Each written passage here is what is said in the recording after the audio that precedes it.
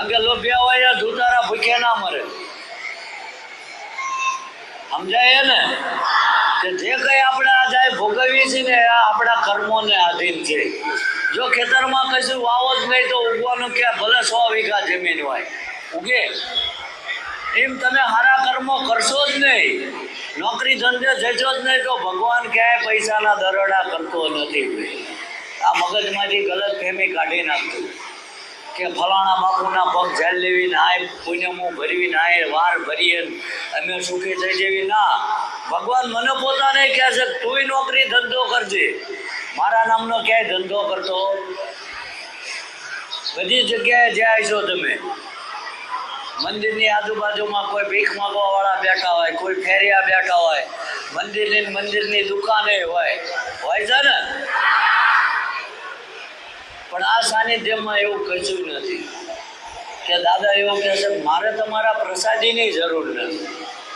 ખાલી 5 મિનિટ તમારી પાસે ટાઈમ હોય ને તો આ સાનિધ્યમાં ગમે ત્યાં બેહીને તમારી કુળદેવી, તમારા આરાધ્ય દેવને યાદ કર્યા પછી જો તમારું મન માનતું હોય તો મારી ઉપર ક્ષણિક વિશ્વાસ મૂકો, જીવો ત્યાં લગીને બાવડું નહીં મૂકવું.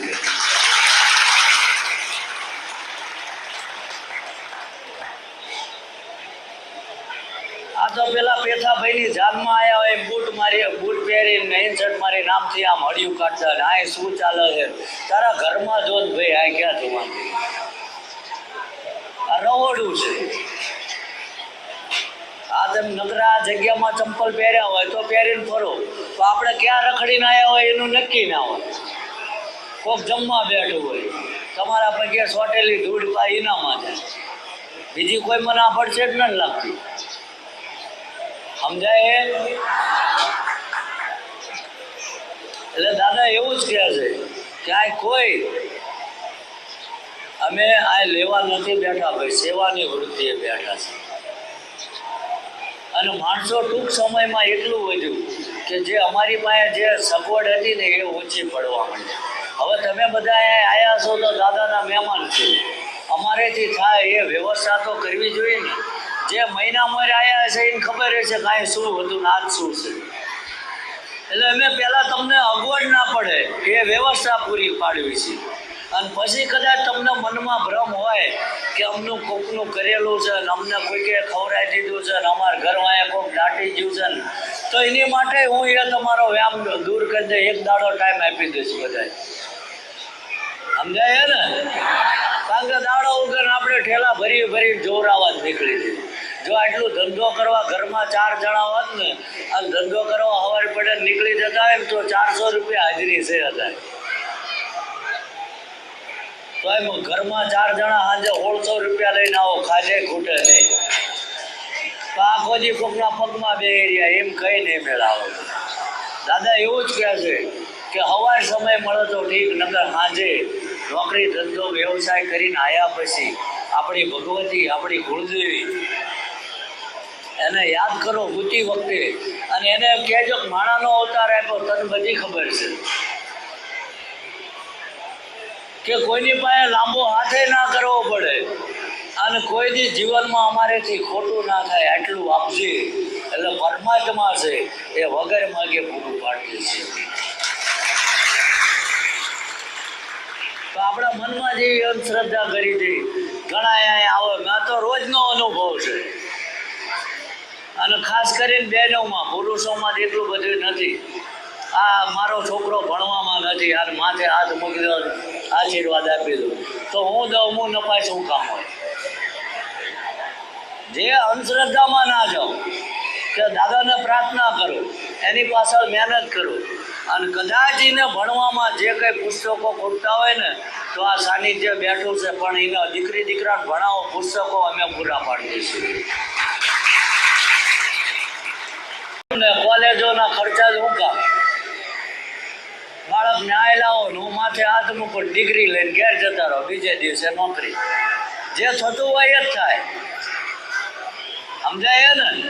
આ ઘણા એને લીવર જતા રહ્યા હોય, કિડની જતી રહે, ટોટા બધી બાજુ ભરેલા હોય ને આ લઈને આપે, માથે હાથ મૂકી દો ને આનું લીવર જતું રહ્યું હોય. તો મેં એને કીધું તું દારૂ પીને બગાડે તારે ગામ સમજાવતું હતું કે આ ધંધો મેલ, કારણ કે આપણે તો જીવનમાં મોજ જ કરવાની, કર પથારી પડ્યો એટલે આ બધી લીલું ઝાડ છે, આપણે એના મૂળમાં એસિડ નાખશું તો બળી જ જવાનું, બળશક નહીં બળે. એમ જો તમારા શરીરને જે નથી, ભગવાને એક આમાંથી એક વસ્તુ પકડે ને તારે ખબર પડે કે એની કિંમત શું છે. સારું સ્વાસ્થ્ય આપણને આપ્યું છે, આટલી બધી ખાવા પીવાની ચીજ આપી છે, એ ખાઓ અને કર્મ કરો. હું એવું નથી કહેતો કે રોજ રજાયું પાડીને છે મંદિરના ઓટલે બેહો, સેવા કરવા જાઓ, ભગવાન આપશે ના. પહેલાં તમારા પરિવારની જવાબદારી પૂરી કરો અને પછી જો તમને એમ થાય કે મારે આ અઠવાડિયામાં એક રજા છે તો અડધો કલાકે ક્યાંક સેવા કરવા જઈશ, અને ક્યાંય ના થાય ને તો તમે અથવા તમારા પરિવારને અમથા તો ફરવા લઈ જ જાઓ છો. પ્રાણી સંગ્રહાલય બતાવવાનું, એ વાંદરા પોપટને હું બતાવવાના ભલામણા. ક્યાંક ભગવાન પાસે બેહાડજો, તેના વિચારો શુદ્ધ થશે. આ પછી અમુક વસ્તુ મારે બોલાય ને મર્યાદા છે. બે સારો સમય ચાલતો હોય ને એ બેનને ફરવા લઈ જાય, વાંદરા પોપટ જોવો તો એ બાળક એવું જ થાય.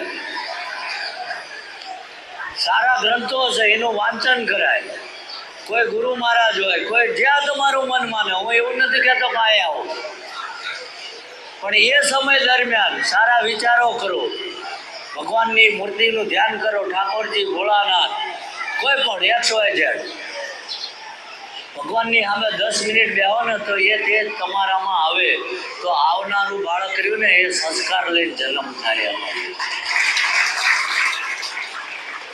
સમજાય? આ ઘણા એવા છે જે મારા છેલ્લા 2-3 વર્ષના પ્રયાસથી કે જે માણસની કોઈ કદર નથી, આ આવવાના ભાડાય નહોતા, પણ જે દાદાએ બતાવેલા રસ્તે ચાલ્યા ને તો આજ ગાડીઓ લઈને સેવા કરવા આવે છે.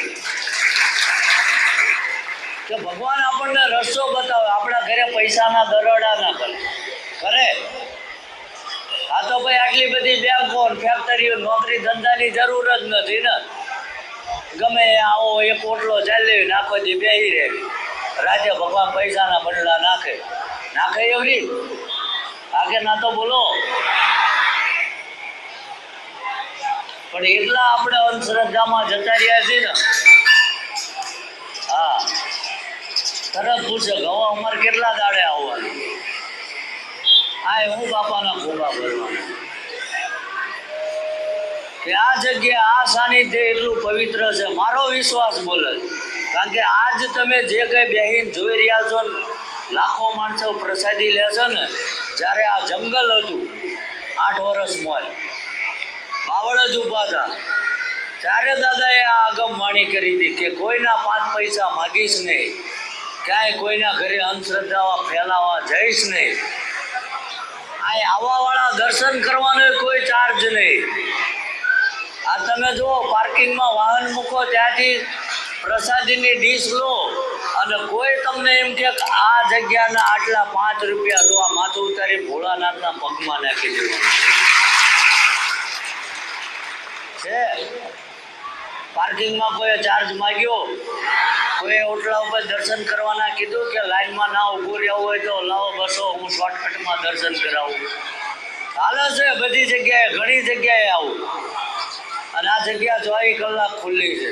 ઘણાને એમ થાય બાપુ 11 વાગ્યા ચમ જાગ્યા, પણ હું સવારમાં જે આ છેલ્લે છે ને 4:30 સૂતો છું. કેટલા વાગે? કોઈ પગાર ના હોય, કોઈ તમને આઠાનો આ જગ્યામાંથી લેવો ના હોય, એવા કોકની હાટું 1 મહિનો જાગજો. જગાવાય હે? આમાં જે કોઈ બેઠા ને એને ઘરે નાનો મોનો પ્રસંગ કાઢ્યો જ હોય.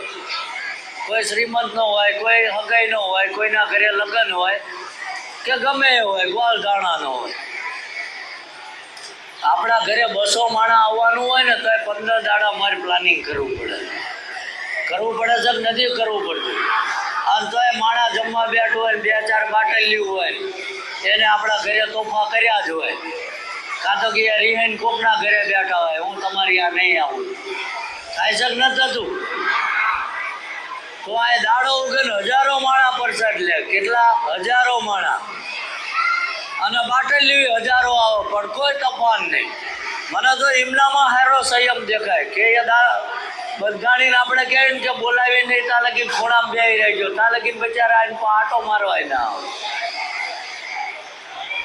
અને આપણે પીધેલો ના હોય ને એ ઘડીએ વળીએ ઇન્કવાયરીમાં આવે, બાપુ કેટલા વાગે આવશે, પણ હું કઈ બસ છોડીશું ટાઈમે ટાઈમ આવી જઉં. રાતે મોડું થયું હોય, સવારમાં મોડું થાય. શરીર છે, 2-5 કલાક તો ઊંઘ માગે કે ના માગે.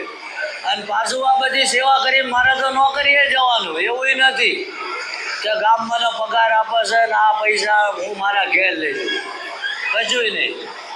તો ભગવાનને એમ જ કીધું તે અમને નિમિત્ત બનાવ્યા છે.